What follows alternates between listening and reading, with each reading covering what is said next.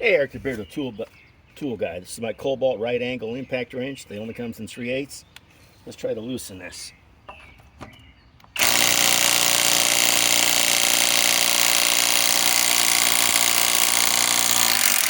Okay, it did it. Let's tighten. Okay, this is the RIDGID right angle.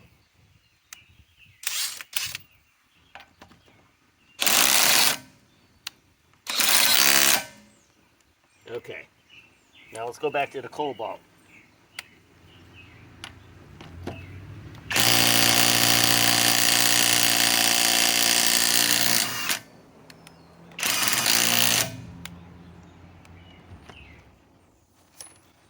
Back to the RIDGID.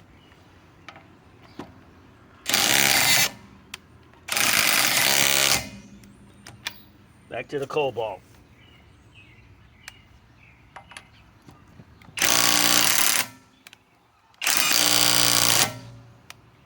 Okay, this is a 4 amp ultimate output battery on it, fully charged, and the model on this is model KRAIW124B-03. This one comes in 3/8.